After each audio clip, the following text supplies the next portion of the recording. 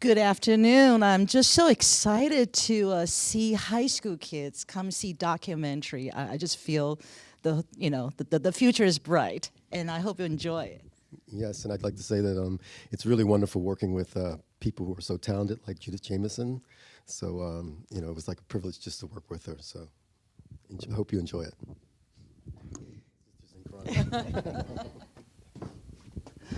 So many things to talk about. Well, we'll just start with the filmmaking aspect of it. How did you guys come to get in touch with Judith Jamison to do this?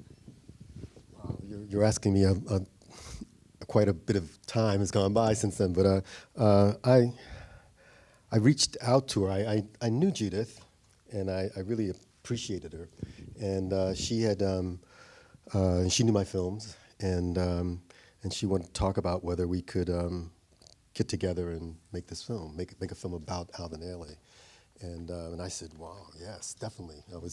I'd seen his work, and I was really kind of felt privileged that she asked me to come together and do it. And Jean and we go back a long ways. We've been working as a tandem, in terms of editor and director, and it was something that we really wanted to do.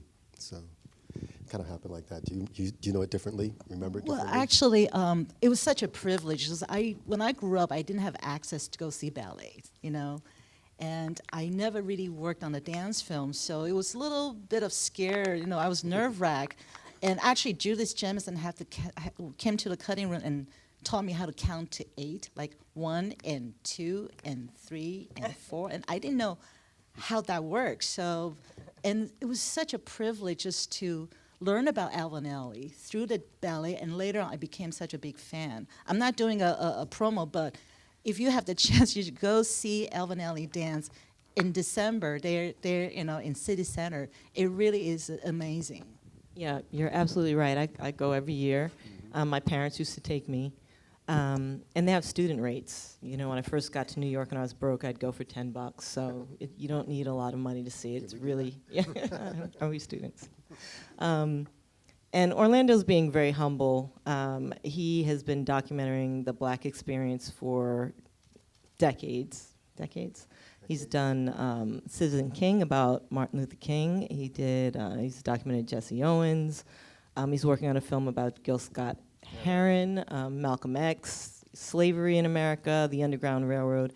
And it really is important. I know a lot of you are filmmakers. It's really important for people of color to tell their own stories. It's a different thing. We don't learn that much about our heroes in school, and so it's up to documentarians and independent writers to get our story told. How many of you had heard of Alvin Ailey before?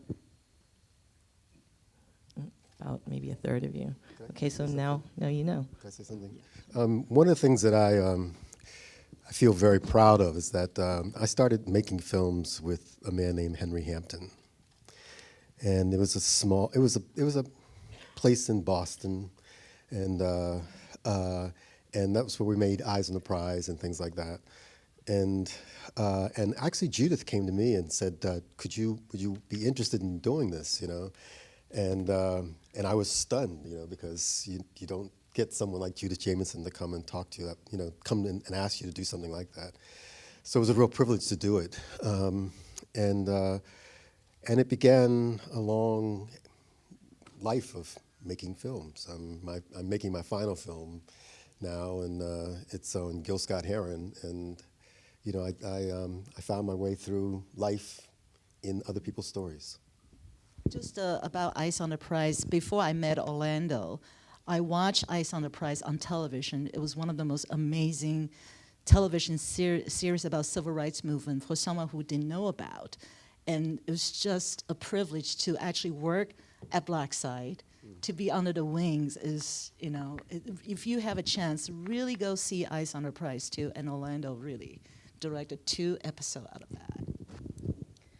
So one of the great things about working on a documentary film, it's kind of like doing a thesis project or something. You learn so much about your subject. I learned so much about Malcolm X working with you all. What did you learn about Alvin Ailey that you didn't know before? Well, you can go to a performance like that, and you know that the dancers are a part of a group that, and they're doing their best work. But I felt that Alvin was an incredibly sensitive man and an incredibly generous man in the way that he allowed his dancers not only to dance his dances, but to be a part of creating the dances with him, you know.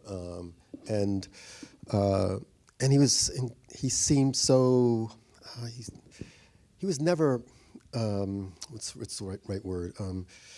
He never had a big ego. You know, he was dedicated to this kind of work, and he was very, very, very, very committed to his dancers. And you knew when you were working with them that, you know, when you get asked to do a film about it, and Judith asked me to do that, you're stepping into hollow ground and really strong tradition of work, and it was a real challenge, but it was also a great opportunity, you know. And actually, the first thing when I came on the project, Orlando tried to explain to me what this ballet is about. He said, just follow the line. And as you can see, the ballet, there's a lot of dancers, and you know, how do you get all those dancers on the stage? And he said, follow the lines. But I haven't watched this film in 20 years. We edited in 1999. But today, what I really learned is the physical line plus the metaphorical lines. Mm-hmm. It's the lineage that he passed on to Judith, to the company. It's just this amazing continuing line. Mm-hmm. I'm going to open it up to the audience. Do I have filmmakers here? Are you film students? Okay, one in the back. Okay, does anyone have any questions? Yes, we do. Hold on a minute. Yes, we do. We'll start right here. So out of all the dances that the producer Alvin Ailey. yeah, I'm sorry, I had a brain fart. That Alvin produced, how did you pick out all the most important dances that actually like communicated the message of this whole film? Well, So I'm sorry, just going to repeat it so they can hear it. Yeah. She asked, how did you, of all the dances that Alvin Ailey has, how did you select to highlight these ones? Well, Judith actually was doing this as a tribute to Alvin. Alvin had died, and so each one was a separate piece that meant something in this larger story, and that was, it's kind of a lucky break for a filmmaker, because you have a structure, and immediately you're able to then take others who are a part of that community and help you understand what it means to them and what they feel means to the larger audience. So it was, for me, it felt like a privilege. You know, I'd made before that Eyes on the Prize and some other films, and Judith actually stepped out to me and said and started talking to me about the film. Anyone else? There's one in the back. Just curious, as far as like the project setup, like when did Judy bring you onto the project? She had already decided she was going to interview the dancers. She already interviewed them, or did you guys film that? And then after you filmed it, how did you make the selects? Like somebody up here was saying, like how did you decide? Okay, we're going to showcase this dancer as opposed to another one, right? Like you guys were involved in that process as well, or where did you guys come in? Actually, so Judith Jamison explained in the film that she approached Anna Deavere Smith first to interview them very raw, and then basically it was scripted from Anna Deavere Smith's interviews, and that become the dance. It's actually, instead of music, the dialogue become part of the track. And so, as an editor, you know, it's a very chronological ballet.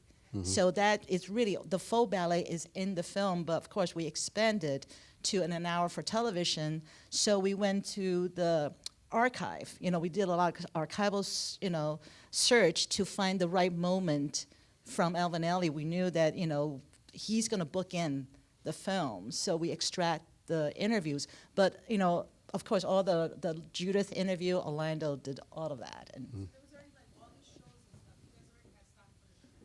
No, that's actually, we have the ballet first, the footage, then we went for an archival search. Yes. I mean, Judith, and I have to say, Judith really wanted to make a film about the company, and therefore, in many ways, she was a great advisor in the film for us, and would help us, as we, when you work with a film, you're constantly showing the film to people who know what they're looking at and what they're looking for, and so it was a great collaboration with us, and Jean is my best partner here on this work, and so all these things, you begin to build a team together that you trust, and that's the joy of making films as well. It's the people you work with. I'm sorry, I've got my hand up, but the light is like right in my eye, and I can't see you. Right next to you. Oh, can you speak a little louder, please? How long did it take to put the whole film together? Oh, what you say? Well, the shoot was very short, actually, because we knew they would, Shoot of the the interviews. shoot, the dance. The dance. The dance, yes, and it was, basically 2 locations. SUNY Purchase is where we shot the ballet, and also Cathedral of St. John Divine, and that was really, all these dancers, so that was short. But the interview took on and off, I guess, a month. Also, in the middle of editing, we realized we need Chiat's interview, so we went back and got his story. It's for television, so it was really just a 6-month of edit for an hour film. It was very quick. Oh, okay.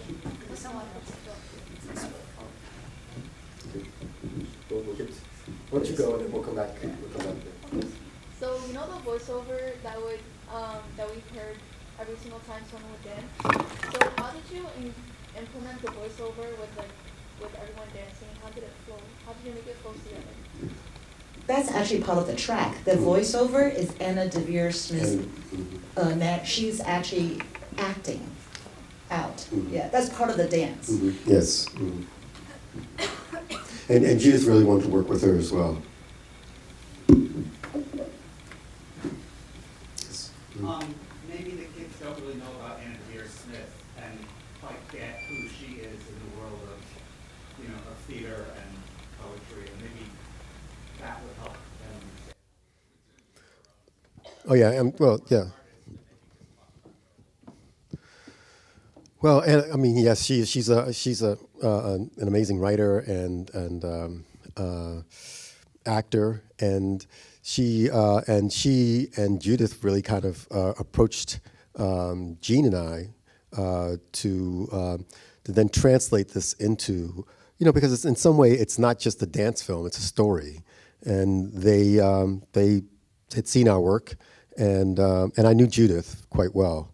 And she wanted us to try and think about how we could incorporate dance with a story about the construction of dance and the dancers, and Judith was really helpful, because she would come in and look at, in the edit room, she'd come in and look at, cuts of film, and we'd work together like that, and she really didn't want it to be just a dance film. That's one thing she really said a lot. She didn't want it to be just a dance film. It was a. It was a storytelling. Storytelling. That's got a narrative to it. Yes. Yeah. Mm-hmm. And Anna Deavere Smith is famous for doing these one-woman shows Yes. where she embodies lots of characters. Yeah, She's pretty amazing, so Yes. she's worth looking up online as well. Yes. Yeah. We When have- you say real dialogue, you mean? Yes. Yes. Correct. Yes. Mm-hmm. Mm-hmm. She's basically acting out her interviews from her own script. And Yes. she and Judith knew each other and enjoyed working with each other. Yes. Did you notice that she was speaking in accents at some point? She was reenacting interviews that she had conducted. So we have time for one more question. In the back, she's being Okay. way Yeah. back. Okay. Yes. I found it really interesting how you guys chose to include the narration in the actual visual of the movie. So because I'm used to seeing documentaries and having voiceovers of explaining what's going on in the scene, but I found it really interesting that you guys chose to include that in the scene. I was wondering who came up with that idea and why you guys chose to take it in that direction. Well, we didn't know who to get for narrator for the film, right? But actually, when we started looking at the footage, we knew that Alvin Ailey can speak for himself. And we have this beautiful dance already, so there was no need for narration. If there's, like I say, if, they were confused, there was a little holes, we'd go back and interview and we, fill it in, so make it more of a coherent story. And that's actually, I prefer not to work on film with narration. It's just easier as an editor, I think. Mm-hmm. Oh, Yes. all right, last quick Last- question, Sister Malika. Pleased when you were asked to say a little bit more about Anna Deavere Smith, because she actually takes very important, great political, social, race matters issues, from Fires in the Mirror, which I see, Notes from the Field. So I don't know if that was a teacher who raised that, but I think it would be a good idea for the students, as part of the takeaway, to look up her work, because it is a very unique and amazing process, and she does embody Mm-hmm. the lives of the individual. And lastly, did I hear you say my last film? Oh yeah, I'm making a film on Gil Scott Heron, and it is going to be my last film. I've been making films for a long time. I might still maybe try and do little shorts, but It's I'm not easier to gonna make I'm not gonna do the long form film anymore. But I'm making a film on Gil Scott Heron, and that'll be my last one. It's not a joke. Just as you can see, before the film started, there was so many credits, like, funders. Filmmaking is really hard to find money. Well, and there's a lot more filmmakers now too, documentary filmmakers, and so yes, and I'm old.